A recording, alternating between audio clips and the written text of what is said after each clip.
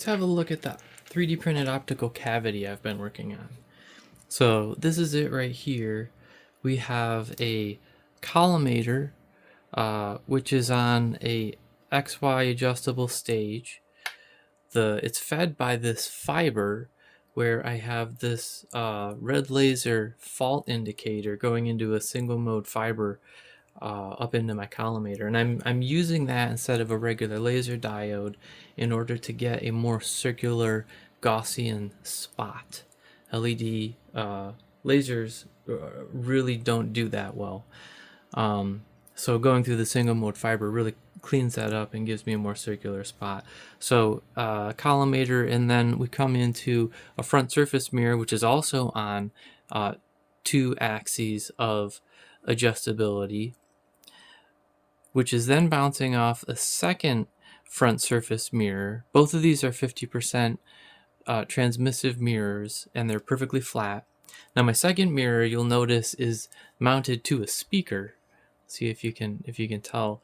And so what I wanted to do is I wanted my speaker to be able to adjust the total length of the cavity. So this back mirror will move, and the speaker is also on 2 axes of adjustability, and that allows me to get them perfectly aligned to each other. So when I have the laser perfectly aligned to the perfectly aligned cavity, we should get cancellation that we can see. And in the back here is a little webcam, and so you're seeing my screen over here is actually viewing the webcam. This is the camera. The camera is looking at this little paper target, and that basically allows, so the laser hits the paper target, and then we're viewing with the camera what that looked like. Now I'm doing a trick with my laser source to get it attenuated. It's not all the way mated. If I was to push that in all the way, you can see our laser spot got a lot brighter, and you can even see it directly there. But for tuning this in, it's actually a lot easier if I have less power, and the cheapest way to do that is just wiggle the fiber out a little bit.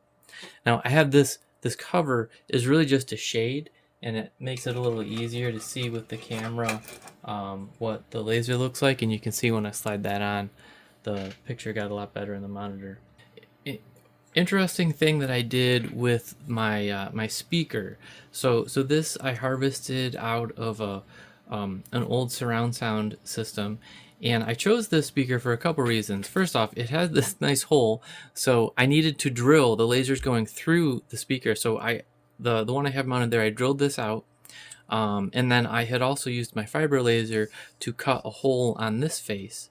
And one of the important things was I needed to be able to drill a hole, but it has to go really right down the center of the speaker to be inside the speaker coil. So there's enough metal there that I was able to drill that hole, and that worked out well. Now on the surface of the speaker cone, I glued the front surface mirror. I went through several different iterations of laser source and laser collimator before I landed on this single mode fiber laser. But in one instance, this is just a cheapo laser diode mounted on my nice adjustable stage, and the laser diode itself has kind of an elliptical beam shape, and I really wanted a nice circular Gaussian beam. So coming out of the laser diode was not a great option. I tried a fancier laser diode, same problems, but more expensive. I did some experiments. What I have here, this is a copy of my collimating optic down there. But what I've done is I put a little plate in here, and this was part of a multi-stage system where I had this laser with its beam focused down to the tiny little pinhole that I put in this plate, hoping that would give me a nice circular beam. And in fact, it did not work out very well. But here's an example of one of the plates, and the hole is so small I don't even think that you can see it in the video, but it is in fact there, and it's the smallest hole I could make with my fiber laser. Now, since I've touched this and I moved it a little bit to make it look okay for the video, it's no longer aligned. Aligning this thing is really challenging, and so we'll see if we can get this aligned quickly here. The way that I've done this is by unfocusing the laser. So our spot size is going to get bigger. We now have some curvature coming into the cavity, and you can start to see on the monitor here there are these kind of ripples going through the spot that we can see. And what I think that is showing us is where the center of the cavity actually is aligned. So I'm just slightly walking the position of the laser, and we're getting into a spot where we're now, instead of having those lines going through, we've got more concentric circles. And that's telling me that I'm closer to the shooting the laser right down the perfectly aligned axis of the cavity. So now that looks decent. Oh, and I didn't mention on my oscilloscope, we're looking, so this sine wave, ignore the kind of noisy aspect, is coming out of our little signal generator here. And so we're driving that into the speaker right now. And so we're currently modulating that speaker at, I don't know, like a half hertz, something like that. And so you see, because of that movement, we're crossing, it looks like a couple resonant lengths of the cavity. So I can decrease the amplitude of our sine wave a little bit,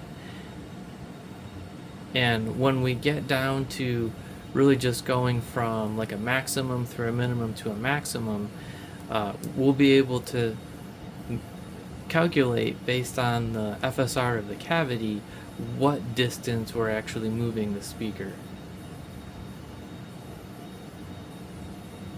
So right about here, I think we're going really kind of one cycle back and forth. And it's, if you look at this, we're driving less than 20 millivolts across the speaker.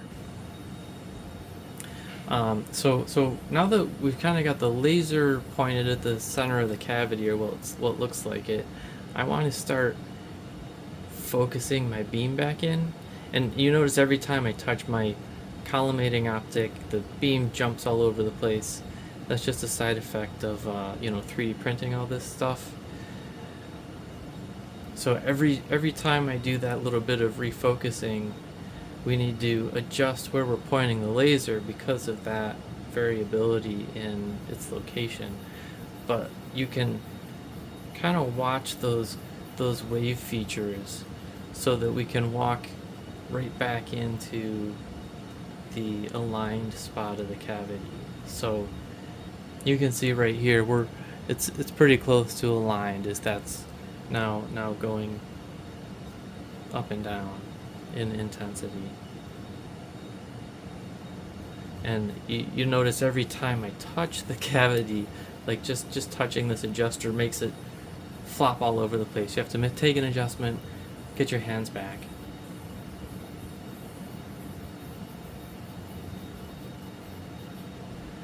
So now I can try and make my beam size a little smaller, and then again walk it back into that center spot.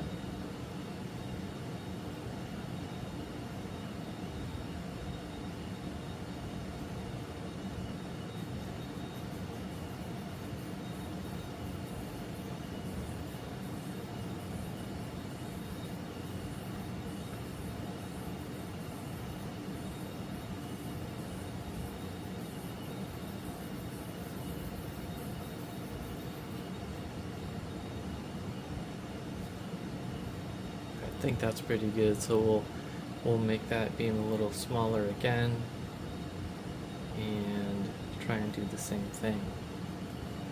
Actually, that's looking pretty good.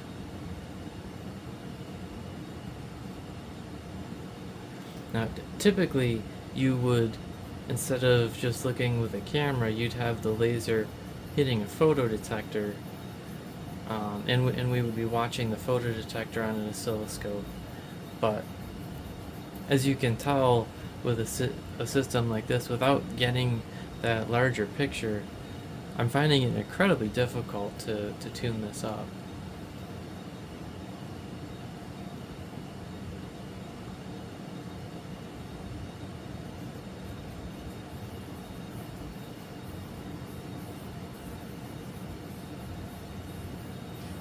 There, I think that's about aligned.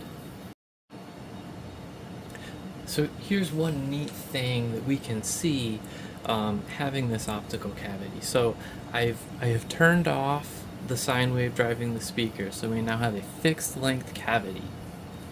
And